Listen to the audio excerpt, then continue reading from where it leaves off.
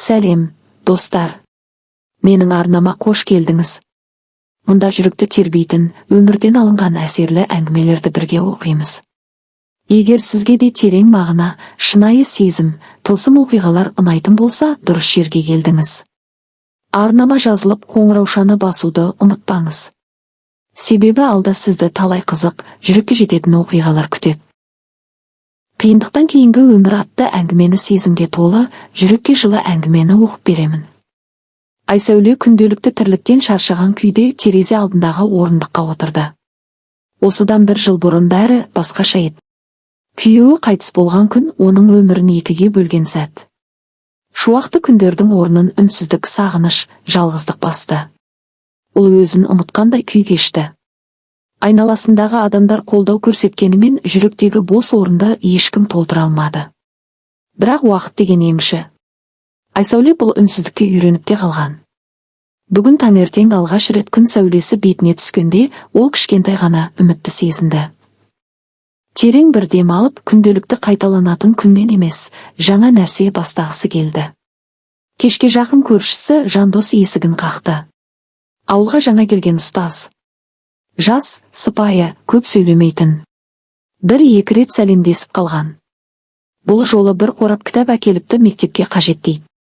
Уақытыңыз болса, ертең көрмеге бірге барар ма едіңіз? Деп сұрады ол.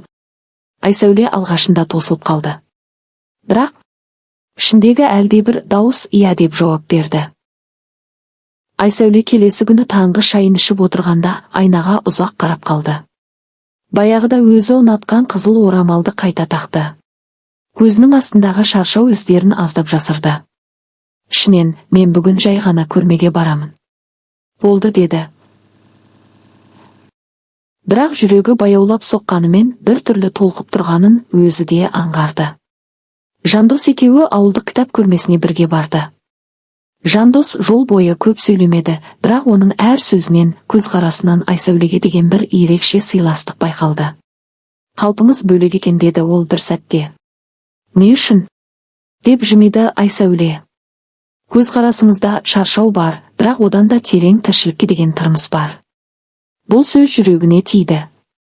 Себебі ол өзін ешкімге керексіз сезініп жүрген. Ешкім көзінің ішіне қарамағандай еді. Ал мына жігіт жай қарап тұрған жоқ, көріп тұр.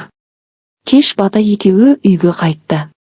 Айсәуле есіктің алдында сәл кідірді. Кіріп шай ішіп кетесіз бе?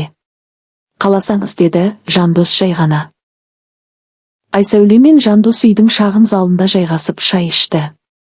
Екеуінің арасында бұрын болмаған жылы сезім жайылып тыныштық орнады. Айсәуле жүрегіндегі мұңды, жалғыздықты бір сәт ұмытқандай болды. Жандос оның қолын ұқыпты алып, жылы көзқараспен қарады. Сен жалғыз емессің, Айсәуле, мен әрқашан сенің жанында боламын. Айсәуле көзіне жас алды, бірақ бұл жастың қуаныштан болды. Ол осы бір сөздерден кейін алғаш рет шын жүректен күлімсіреді. Түнгі қараңғыда екеуі арасындағы ара қашықтық азайды. Жандос нәзік қолымен оның шашын сипап жақындады. Айсәуле жүрегі дүрсілдеп тұңғиық сезімге боялды.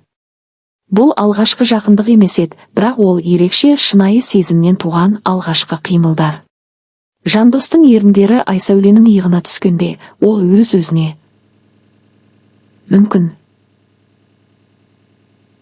бұл қайта өмір сүрудің басы деді.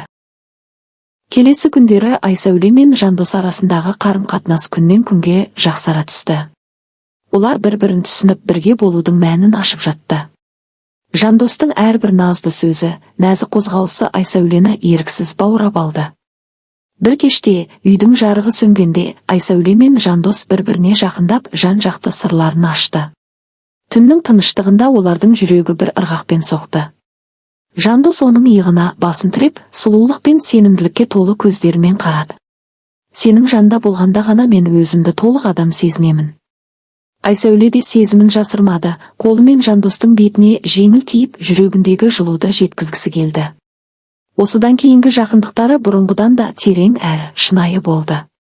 Олар бір-бірінің денесін ғана емес, жанын да ұққандай болды. Бұл қиындықтан кейінгі өмірдің жаңа барағы, жаңа махаббаттың бастауы еді. Түн ұйқысын тартып, ай аспаннан жарқырап тұрды. Айсәуле мен Жандос бөлмеде жайлы отырады. Жандостың қолы оның шашына сіңіріліп, жеңіл тербелісте. Әр сәт сайын олардың арасы жақындап, сезімдері өсе түсуде. Айсәуле, сен менің өміріме қалайша соншалықты жылу әкелдің?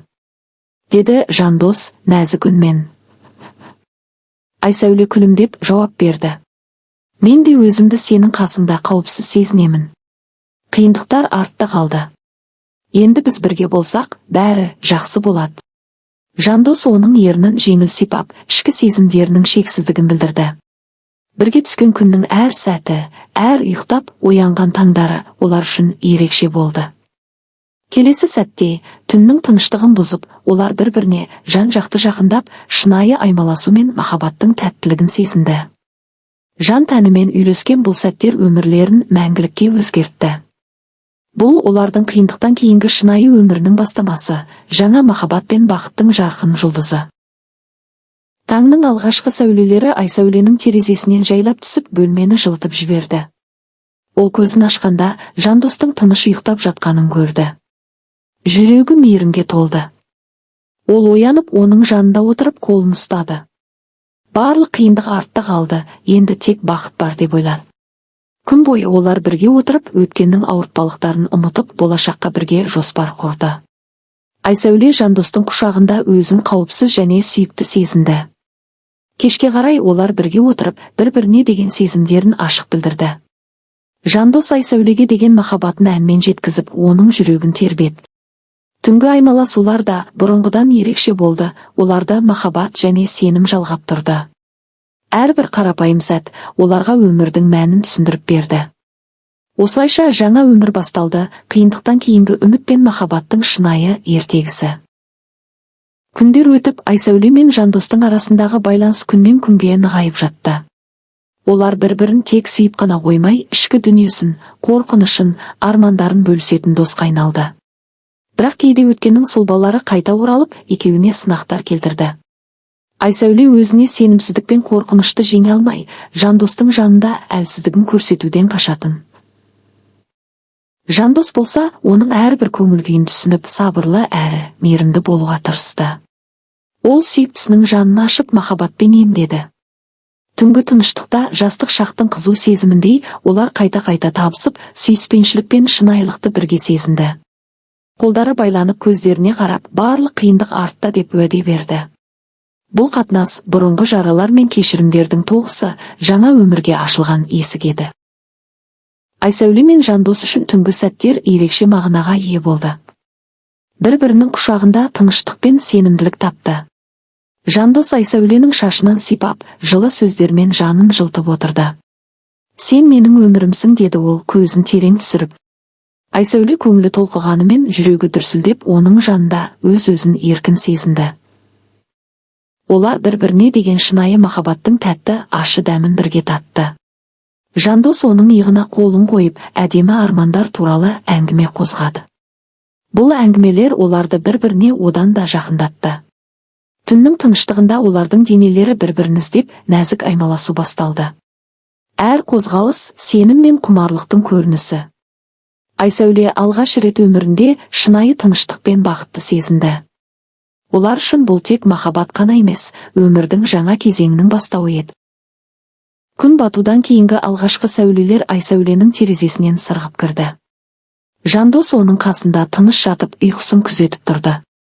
Ол әлсіз әрі нәзік тербелістерді сезіп, жүрегінің жылуын жақсы түсінді. Айсәуле көзін ашқанда, Жандостың жылы күлкісімен кездесі. Сенің жанында болу мен үшін бақыт, деді ол жұмсақ дауыспен. Жандос қолын созып, Айсәуленің алақанына алақанын қойды. Олардың көздері сөйлесті, сөзден артық. Күннің жаңа күні оларға жаңа үміт пен армандар әкелді.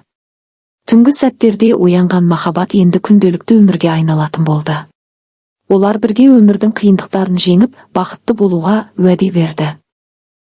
Күндердің бір күнде Айсәуле мен Жандос бірге саяхатқа шықты. Табиғат аясына бөленген екеу, өздерінің жаңа өмірінің әр сәтін бағалап, бір-біріне деген махаббаттарын тағы да нығайтты. Түнгі далада оттың жарығында отырып, олар жүректерін ашты. Айсәуле ішкі қорқыныштарын, өткен ауыртпалықтарын бөлісті, ал Жандос оның әр сөзіне мейірімділікпен жауап берді. Ол оған сенім мен тыныштық сыйлады. Қиын күндердің артта қалғанын, енді тек бірге жарқын болашақ күтіп тұрғанын айтты. Сол кеште екеуі шынайы сезімнің, шексіз махаббаттың мәнін түсінді. Айсәуле мен Жандостың арасы күннен күнге жақындап, түнгі әңгімелер олардың жан дүниесін бір-біріне мықтырақ байлады. Бір түн олар үйдің терезесінен айдың нұрын қарап отырып, бір-бірінің қолын мықтап ұстады. Мен сені солай құшақтаған сәттерді армандадым, деді Жандос жұмсақ үнмен. Айсәуле жанарынан жылулық төгіліп, енді армандаудың қажеті жоқ, мен осындамын, деді. Олар бір-бірінің көзіне қарап, жүректерінің үнін тыңдап, алғашқы шынайы сезімдерін ашық айтты. Түннің тыныштығында олардың аймаласуы мен құштарлығы жаңа деңгейге көтерілді. Махаббаттары жанарынан от шашып, әрбір сәті ерекше болды. Түнгі сырлар олардың қарым-қатынасын тереңдете түсті. Таң атып, күннің алғашқы сәулесі терезеден енгенде, Айсәуле мен Жандос бір-бірінің қасында, жүректері толы жаңа үмітпен оянды. Мен сенің қолыңда қауіпсіздікті сезінемін, деді Айсәуле жұмсақ үнмен. Жандос жылы жымиып, енді сенің жанында ғана бақыт бар, деп жауап берді. Олардың қарым-қатынасы тек дене тілінен емес, жан мен жанның байланысынан тұратын шынайы махаббатқа айналды.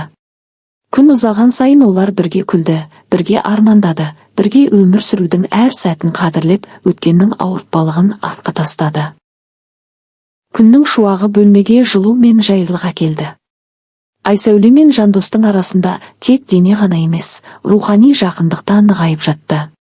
Олар бір-біріне сеніп ашылып, жүректеріндегі ең терең сезімдерін бөлісті.